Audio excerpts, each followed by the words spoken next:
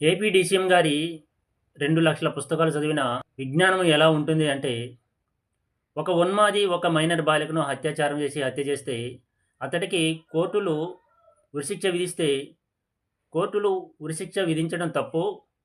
వాడికి 4 బెత్తం దెబ్బలు కొట్టి వదిలేస్తే సరిపోతుంది అని చెప్పేంత పరిజ్ఞానం మన ఏపీ డీసీఎం గారిది. మచ్చుమర్రి సంఘటనలో ముగ్గురు మైనర్ బాలురు, ఒక మైనర్ బాలికను అత్యాచారం చేసి హత్య చేసిన సంఘటనలో ఈ అత్యాచారం చేసిన బాలురు ముగ్గురు మైనర్లు కాబట్టి, ఈ మైనర్లకు స్కూళ్ళలో ప్రిన్సిపాల్‌లు, టీచర్లు విద్యాబుద్ధులు నేర్పాలి. మంచి నడవడిక నలపాలి. టీచర్లు, ప్రిన్సిపాల్లే వారిని కంట్రోల్‌లో పెట్టాలి అంటూ సలహాలు ఇచ్చే అంత పరిజ్ఞానం మన ఏపీ డీసీఎం గారిది. ఏపీలో కూటమి ప్రభుత్వం అధికారంలోకి వచ్చిన దగ్గర నుంచి దాదాపు 170 మంది మహిళలపైన, మైనర్ బాలికలపైన, చిన్నారులపైన హత్యలు, దాడులు జరుగుతూ ఉంటే, ఏమీ చేయలేని నిస్సహాయ స్థితిలో ఉన్న ఏపీ డీసీఎం గారు, ప్రతి మహిళకు రక్షణ కల్పించడం మాకు చేత కాదు. సమాజమే మహిళలపై దాడులను ఎదుర్కోవాలి అంటూ ఉచిత సలహాలు ఇచ్చే అంత పరిజ్ఞానము మన ఏపీ డీసీఎం గారిది. అధికారంలో ఉన్న మేము మహిళలపై జరిగే దాడులను, అత్యాచారాలను, హత్యలను అడ్డుకోలేము. వారికి రక్షణ కల్పించలేము. సమాజమే వారికి రక్షణ కల్పించాలి అంటూ వారి బాధ్యతల నుంచి తప్పుకొని చేతులు దులిపేసుకునేంత పరిజ్ఞానము ఏపీ డీసీఎం గారిది. 2017లో జరిగిన సుగాలి ప్రీతి కేసుపై ఏపీ డీసీఎం గారు గతంలో స్పందించిన తీరు, ఆయన సుగాలి ప్రీతి కేసును ఆయన రాజకీయ ప్రసంగాల కోసం, రాజకీయ అవసరాల కోసం, ఎన్నికల ప్రసంగాల కోసం వాడుకున్న తీరు అద్భుతం, అమోఘం.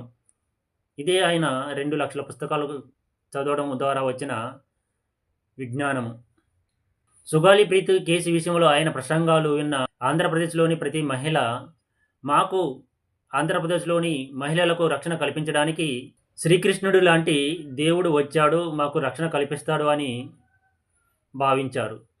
అతన్ని నమ్మి 50,000 ఓట్ల మెజారిటీతో అతన్ని గెలిపించారు. అధికారంలోకి వస్తే మొదటి కేసు సుగాలి ప్రీతి కేసే అవుతుంది అన్నాడు. ఈ ఒక్క మాటతో ఆంధ్రప్రదేశ్‌లోని ఆడపడుచులు అందరూ పొంగిపోయారు. ఆడపడుచులకు ఒక రక్షకుడు దొరికాడు అని ఆనందపడ్డారు. తీరా అధికారం చేపట్టాక సుగాలి ప్రీతి కేసును గాలికి వదిలేశాడు.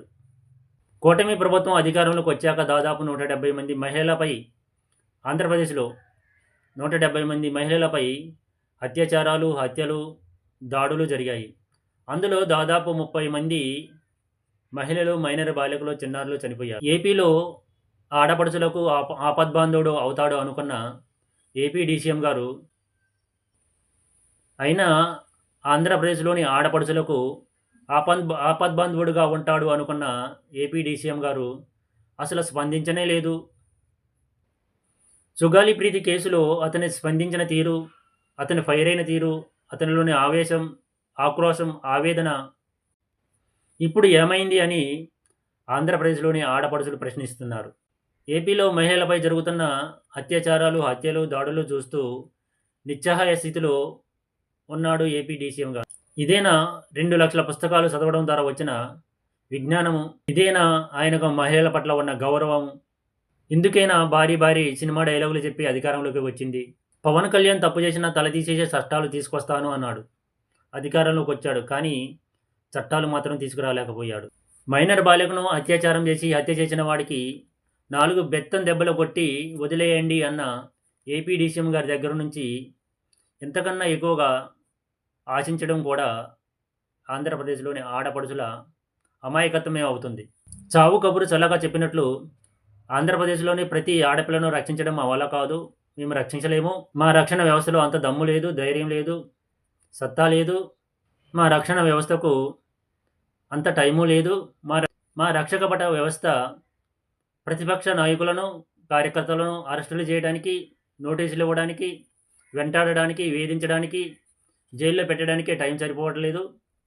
కాబట్టి ఆడపిల్ల రక్షణ మా వల్ల కాదు అంటూ చేతులెత్తేశారు ఏపీ డీసీఎం గారు.